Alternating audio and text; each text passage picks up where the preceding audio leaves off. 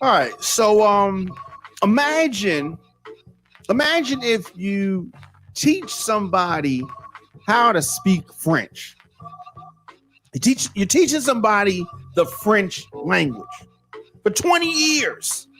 Every day, you're going over the details of the language, sentence structure, conjugating verbs. I mean, you are really teaching them how to speak fluid French over a 20-year period. The best teachers, instructors, visual aids, props, food, everything's provided. But after all that work that you put in, 20 years of time, 20 years of teaching, 20 years of money spent teaching someone French. After that 20 years, they don't know any French. They don't know nothing. Would you consider that a failure? You're damn right. You would consider that a failure after 20 years. Jermaine Dominique in here, Dominique in the morning on the all new radioonfire.com. Thank you for joining me. Thank you for tuning in. Clearly, we are going to be talking about Afghanistan and the debacle, the failure.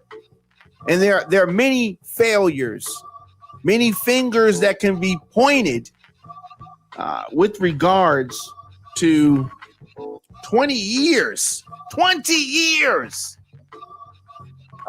of the debacle of Afghanistan. 20 years. So some people are surprised. I'm not sure why. Because you knew this day was coming. The Afghanis, they knew this day was coming, right?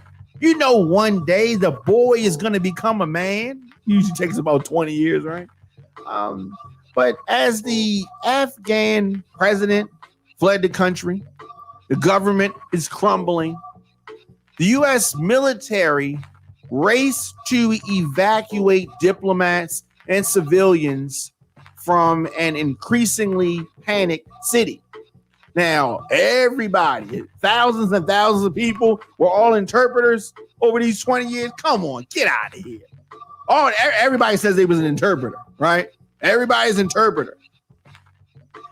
Because the U.S. government wants to pull the troops out, which I think that they should, now people are fearing, the Afghanis are fearing retaliation from the Taliban. And they have every reason to fear that, right? The U.S. forces were propping them up for 20 years. And they just been kicking back. You can teach people a lot of stuff, but you can't teach people to have heart. You can't teach people to have balls. And clearly, these Afghanis didn't have that because the Taliban came through, boom. We taking back everything that we got back from 1996. So Taliban gets in control in 1996, and of course, 2001, the end of their reign, and they are back like they left their car keys. So the capital city falls easy. I mean, it's just like the Afghan soldiers, I mean, if you want to call them that, they didn't fight back. They didn't do nothing. They were just scared and shook, folded like a cheap chair.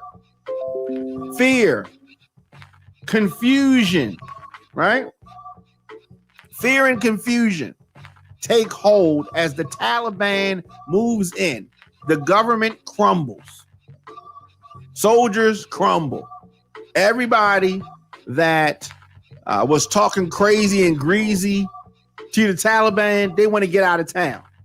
And what is so crazy to me, I hear so-called educated people on media outlets,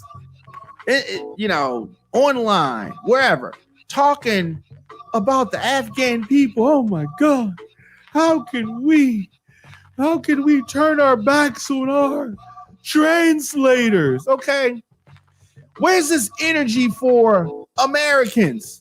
This country itself could use some of that energy. Some of these so-called educated people that have so much admiration and so much sympathy for the people of Afghanistan. No disrespect to the people of Afghanistan, but I'm just saying there's so much work that you can do here. We can find all this endless money, millions and millions and millions of dollars for 20 years.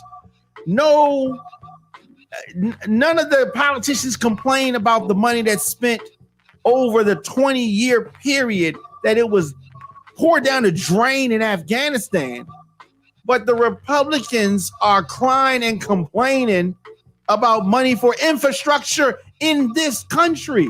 Explain that to me. Doesn't make sense. It does not make sense.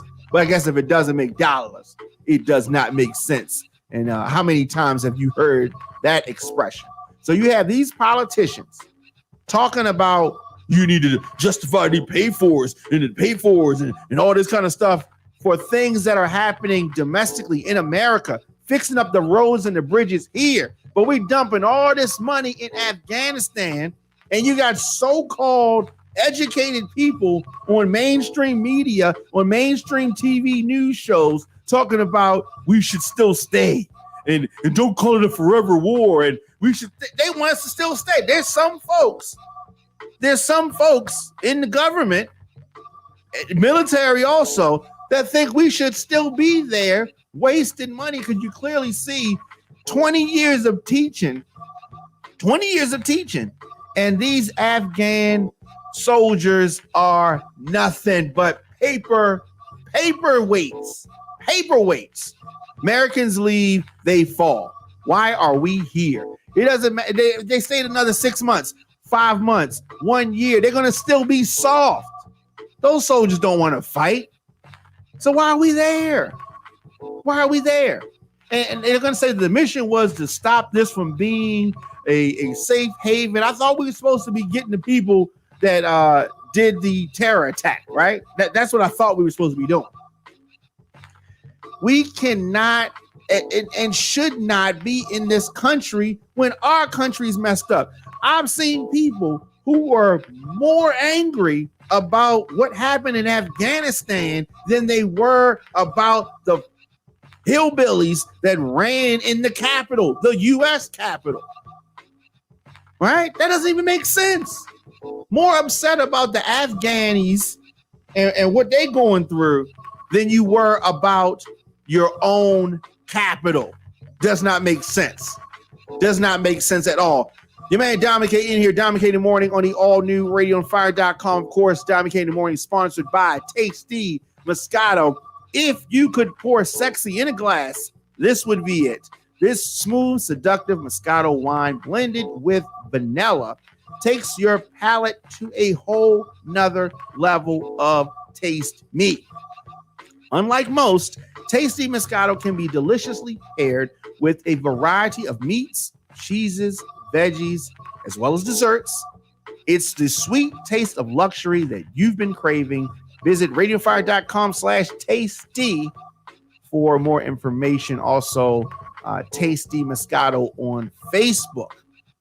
Here on the program, we deliver the biggest political and trending news stories of the day with interviews and original reporting from Atlanta and Baltimore and the world. The show is fun, the show is upbeat, but I also got to expose what's really happening in the world. Radio on Fire is Black Voices giving you the American story, and it is a hell of a story. New episodes drop Monday through Friday, 8 a.m., but I don't want you to miss any of our live broadcasts. In addition to our 8 a.m. program, we drop content throughout the day as news happens. Hit that notification bell so you get an alert whenever we go live. This is Diamond K in the Morning on the all-new radioonfire.com. So we are talking about Afghanistan and the Taliban taking over as the government collapses, president flees, and folks in Washington placing blame. All of the administrations since 2001 have had a hand in this debacle. All of them have had a hand in the debacle. There's no way, under no circumstances, that this could ever be a smooth exit. Let me tell you why. Because whenever the Americans leave, the Afghanis that are going to stay behind, some of them are going to want to go and are not going to want to stay in Afghanistan the way that the Taliban is going to run it. So whenever the Americans left, they would have been there would have been a lot of folks trying to also leave. The U.S. is not moving the Afghan allies out fast enough, critics are saying. Afghan Americans angry over the Taliban victory, and they're protesting in Washington. Okay, the Taliban, at one time I think we had like 100,000 troops there. So these troops numbers have been cut down and cut down and cut down and cut down over time. But 20 years, I mean, we're supposed to be there 50 years, 100 years. Is that what's supposed to happen? The Taliban is going to take over the country whenever the Americans left. So that's just what it was, because you can clearly see the Afghan soldiers wasn't going to fight the Taliban. They just gave up without fighting. They pretty much took the city without bloodshed. So, I mean, they just laid down. That's not something that that's not the Americans' fault. The Afghanis did not step up and do their part. The whole exercise was about training these Afghanis so they can pick up the slack. So when we leave after 20 years, they can't pick up the slack. Not only could they not pick up the slack, I mean, ROTC could have held it down better than the Afghanis did, right?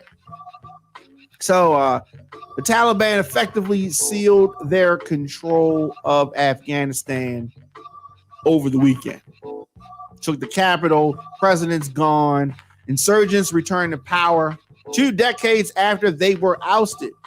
So you don't have a large American presence there, the Taliban's going to move in. It's just as simple as that.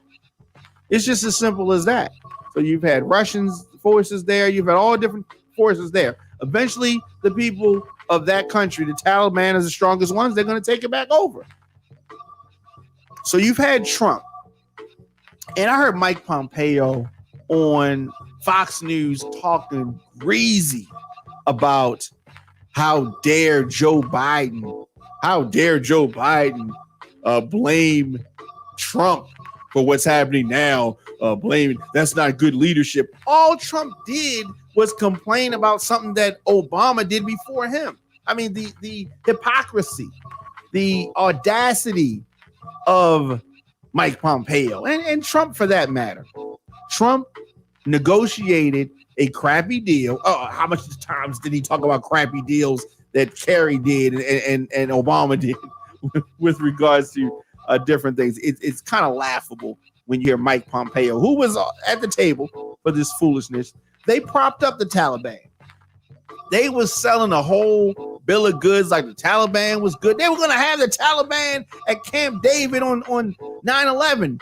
You remember that? They would have that was just, that would have been a debacle. Didn't happen, thankfully, but they were talking about it. They propped up the Taliban. Made people think, oh yeah, they want peace. They're our partners. Blah, blah, blah, blah, blah, blah, blah, and negotiate this deal to get them out in May. And Biden pushed it back. And now these same people that were kissing Trump's butt about making the deal are now the same people that are coming down on President Biden for enforcing the deal. And he pushed it back sometime. Hypocrisy is all around us. So the Taliban has taken over again. It has become clear that Taliban fighters were entering the capital city. Thousands of Afghanis who sought refuge there are fleeing. And, and everybody helped the soldiers, right? All these people helped the soldiers. whatever. That's just something that he's just saying. He's talking crazy. And nobody's, you believe this? All right. They have more interpreters than you have soldiers in the damn country. It's unfortunate that this fear and the confusion has taken hold of the city as the Taliban has moved in. But we have a lot of things that can be worked on in this country, that money could be better spent, because you can clearly see that our money was wasted on this whole exercise. And soldiers and generals, all what they want to do is fight. Like that's it's like baseball players that want to play ball, right? Soldiers want to fight, or the generals do. That's what they do. So any situation, we got to do this, we got to do that. For as much talk as there was about this not being like Vietnam, not being like Saigon, it was very similar. Very similar. A lot of photos and video coming out of Afghanistan, and it's not a good sight. It's unfortunate, but this is the end of a war, and you have refugees that want to leave, right? Everybody can't go, right? Everybody can't go. And just because they want to leave doesn't mean that they're going to leave or they can't or going to be permitted to leave. Residents confirmed that police had even abandoned many of their posts or changed into their civilian clothes. Now, the town is lawlessness has gone on, looting has gone on. It's crazy over there. And that is something that frequently happens when you have some regime change. And right now, what is happening is a regime change. President left the country. Vice president, a former head of intelligence who has been fighting against the Taliban since the 90s, tweeted that he would not surrender. Yet the Afghan security forces seem to be melting away. Like, it's just it is just amazing what is happening over there, and why so many people are surprised. Like, I can't believe that this, they're, America, how are we going to look? But I'm worried about the number of refugees, Afghan refugees, that are potentially going to be coming to this country. So that's going to be a whole thing. And the debacle is something that, better execution, because everything is execution, right? Everything is execution. How are you rolling out the departure? That was botched. There's no way around that. That was botched. And you've seen video. There's video of hundreds of people running alongside a U.S. Air Force transport plane as it moves down the runway of the international airport in Afghanistan. Just that video is just unbelievable. The body of an Afghan so desperate to escape the country hours after the capital fell to the Taliban was found in the landing gear of the American C-17 transport aircraft after it hastily took off from the airport. Body was in the aircraft's landing gear, and it has made it temporarily inoperable. Human body in there. That is just that is really, really sad stuff. I understand that. But we have sad stuff happening in this country. And I don't understand how we can move around the world telling other people how to move, how to live, how to roll when we have so much division, so many things that need to be worked on here in this country. So, I mean, the Pentagon has so far sent an additional 5,000 troops to help secure the airport. So thousands of American citizens, embassy staff, and I guess vulnerable Afghans can safely leave the country. Officials expected that by yesterday, the U.S. would have 3,000 troops on the ground at the airport. The rest would fly in the coming days. So over this week, it's going to be more confusion. They have the airport kind of split up into two parts, and they got crazy wire fence on one side and civilians on the other side. And it has been a sight to see. And there's going to probably be more photos and more video footage of this debacle, of the desperation of folks. But I don't want us to lose sight that billions were spent on the Afghan army that ultimately benefited the Taliban. I mean, the weapons, they just given them weapons to the Taliban. We spent all this money. This is going to come back to haunt us. This is going to come back to bite us in the butt. Now, we should not have done this. Built and trained at a 2-decade cost of about $83 billion. $83 billion. And you have the Republicans crying and whining about us building up our bridges when they had no problem giving $83 billion in aid and weapons and training and all that kind of stuff to some Afghan security forces that collapsed quicker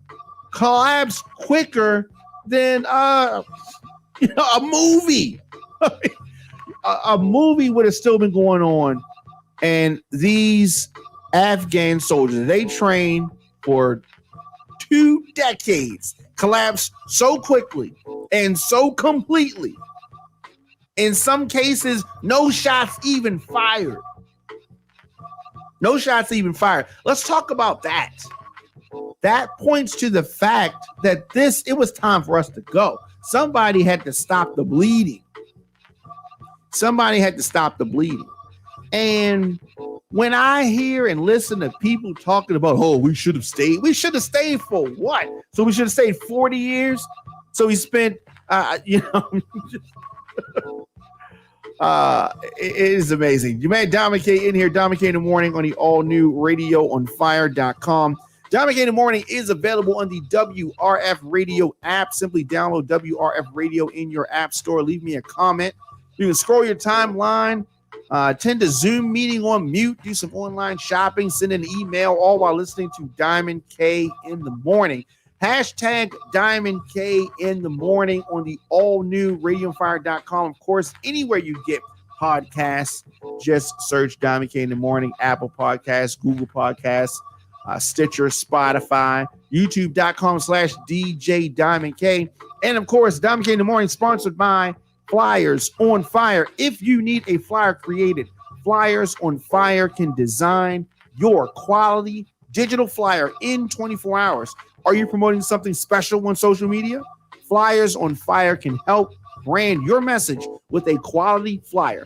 Visit us on Instagram.com/Flyers on Fire. Now, why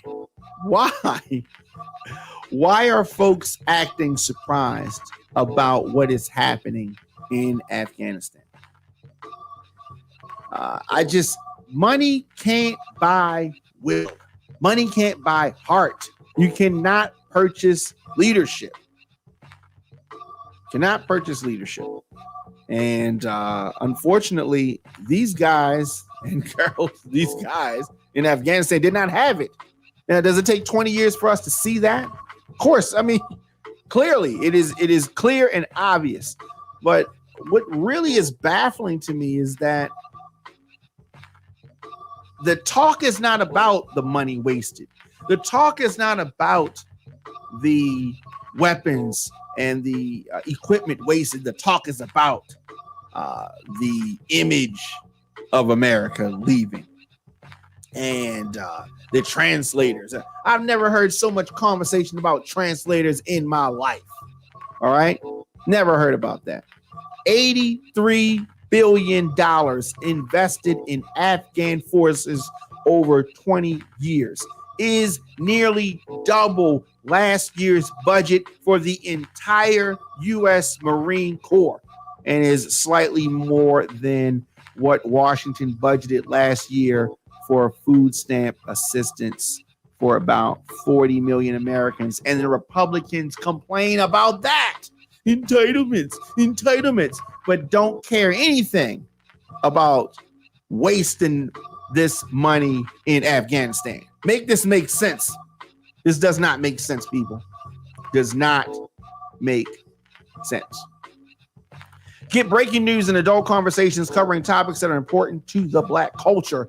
Visit radioonfire.com for our original radio, podcast, and TV programs. You want to support Don McKay in the Morning? Very easy to do that. I'm able to deliver our news and our views on Don McKay in the Morning because of our listeners, sponsors, and of course, your donations. Don McKay in the Morning is powered by the people, and we need your support. Visit radioonfire.com to make a donation. Join the VIP club. All of that. radioonfire.com. Of course, on social media, I am at the Don McKay Show, at Radio on Fire. Don McKay in the Morning brought to you in part by jstoverbeauty.com. Ladies, as you say goodbye to summer and prepare for the fall, get all your must-have beauty products from jstoverbeauty.com. Also on Instagram at jstoverbeauty. Facebook, jstoverbeauty LLC. So what do they have at jstoverbeauty.com? A lot of beauty products, wigs, Indian hair extension, virgin hair extension, professional hair care products. Ladies, you know you need that. Edge control, flat iron mist, mink eyelashes, satin wig bags, wax sticks, lace concealer, lace tint, wig grips, headbands, so much more. jstoverbeauty.com. They have custom wig making services, wig and weave maintenance services. Ladies, you know you need this. You want to stay beautiful. You want that special touch, that professional touch. Visit jstoverbeauty.com. So we've talked about Afghanistan. We talked about this costly 20-year failure. Costly 20-year failure. Why were we even there in the first place? And you know, that is something that's going to be looked at and examined for many years to come. Many years to come. But one thing that we definitely have to talk about is President Biden's defiant Afghanistan response. He didn't back down. And, you know, the images of the desperate Afghans clinging to the American airplane, after these photos began emerging yesterday morning, the president had conceded to aides that he had little choice but to interrupt his stay at Camp David, return to the White House, and let people know what was going on, what was his thoughts, all of that. And if you thought that he was going to back down about this, then you were wrong. Biden is somebody who has often talked about his, disdain for this whole thing. And his political allies had been, kind of pushing him to speak out on the fall of Afghanistan to the Taliban. His top aides began publicly admitting they were caught off guard by the speed of which the Afghan military collapsed. Like it was quick, fast, and in a hurry. And what's ironic is that I heard Mike Pompeo talk about if Trump had still been there, this would have gone differently. No, it would not have. The Afghan soldiers would have still folded to the Taliban, whether Trump had been there, whether Bush had still been in office, whether President Obama was in office, or whether Joe Biden's in office. The Afghan soldiers were going to fall quickly regardless. Because, as we said, you can't teach heart. You can't teach bravery. They didn't have it. They did not want to fight. They did not want to fight, and they did not fight. These losses to the Taliban were bloodless. Shots weren't even fired. They just came in like, you know what it is, and they were just like, okay, yeah. And so, it is. It is. I don't know. I don't understand what is complicated about this. So the over the weekend, President Biden remained on his little retreat. He received some briefings and some phone calls and the such. Advisors let him know exactly what was going on, and he discussed when and how they were going to address the situation. So he returned to the White House yesterday, and many of his aides assumed that he would spend the night. Yet, as soon as Biden touched down in D.C., word went out that his stay at the White House was going to be short. He gave an 18-minute speech. Biden quickly bounced after that and rolled out. So, he has a very clear thought on this matter, and I respect that. He did not change in what he thought. Those trails led an air of defiance, and that's pretty much hanging over the White House as of yesterday. But these remarkable images that we've been seeing coming from Afghanistan, which the president called gut-wrenching, stood as irrefutable evidence of failure. Now, if you want to say that it was failure in the way that we executed our exit from Afghanistan, Biden and his team definitely have to hold that L. Trump has to hold the L for his negotiation and his telegraphing of when we were leaving. He's got to hold that L. President Obama, some of the surges and different things that he did, he's got to hold an L. And George Bush has got to hold the biggest L for even bringing us there in the first place. So everybody has, there's enough L's to go around. Scenes in Afghanistan, from what I've seen, worse than Saigon, worse than Vietnam. We did all that fighting, and the result is the same as before we left. And we are 83 billion shorter. I don't know. I don't know. But Biden's defiant message in his speech reflected conversations he had with advisors over the last few days. Officials were aware the situation that ultimately unfolded was possible. The Taliban overwhelming the citizen government. Pretty much as soon as the U.S. forces left. But, I don't understand how you can, in your mind, be surprised by this. Now, you may be surprised at some of the photos and some of the videos that we have seen and some of them that we're going to see.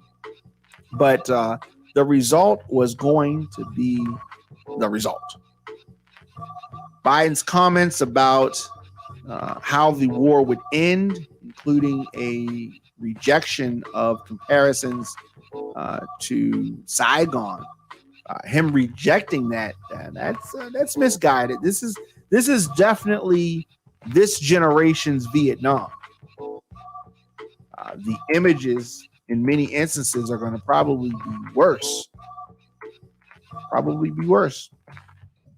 For the administration to say that it isn't going to be Saigon as we look at these photos, that maybe they're right, because it's worse. It is worse. And you can try to spin it however you want to spin it. Now, I understand it's time for us to leave, but the way that we left, it could have been done. It could have been done better. A lot of unanswered questions. Biden has long exuded confidence, both his foreign policy and his political strategy. He's been in Washington for a long time.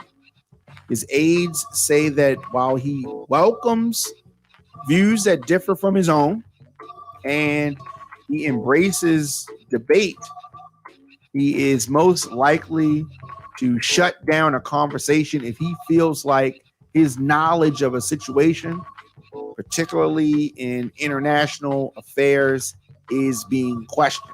And a lot of people do that. I'm sure that Trump did that. And I'm sure that President Obama did that. This is called being stubborn. Biden's definitely old enough and has been around long enough to have that stubbornness. He doubled down on a lot of this. The moment that he walked into the Oval Office about 7 months ago, Biden was determined to see that his presidency would do what his three predecessors did not do, and that was end America's longest war. So the top advisors that he surrounded himself with, who shared that core belief, which now raises questions among even some Democrats about whether their loyalty kept them from taking seriously the warnings about the consequences of a fast withdrawal. But my thing is that, and I keep saying this, the consequences would have happened regardless. Taliban would have taken over, and Afghan refugees and folks desperate to get out of there would have happened regardless, because that's just what it is. Let me know your thoughts in the comment section. Instagram, Facebook, Twitter, LinkedIn, TikTok at The Diamond K Show, at Radio on Fire. Biden doubles down. This is what he says had to happen. It's what it is. If you think otherwise, I definitely want to hear. I think it was time to go. 20 years is definitely enough time, especially when we got nothing out of it. And you can see from the results, nothing was coming out of this good for America, for anybody. Only people that benefited from this was the Taliban. But as I said, let me know your thoughts in the comment section. Instagram, Facebook, Twitter, LinkedIn, TikTok at The Diamond K Show, at Radio on Fire. Of course, I will be back here tomorrow, 8 a.m. or as news breaks.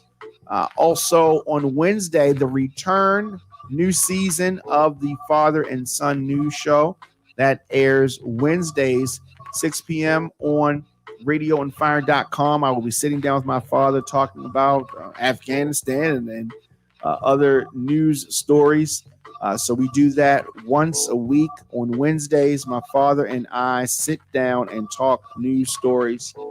So that is coming back, Father and Son News Show. You can check out episodes of that on radioonfire.com or on youtube.com/DJ Diamond K. Mondays, the RTV radio show with Angie Winder and Brother Nance, plus special guests having topic discussions that are important to Baltimore and beyond. So join us for that. You can always catch past episodes on Radio and Fire. Our fall lineup is building. The Baltimore Music Awards coming in November and Jingle Jam coming in December. A lot of exciting things happening here at radioonfire.com. I will be back tomorrow, Diamond K in the morning. Check me out on social media, y'all, at the Diamond K Show, at Radio on Fire.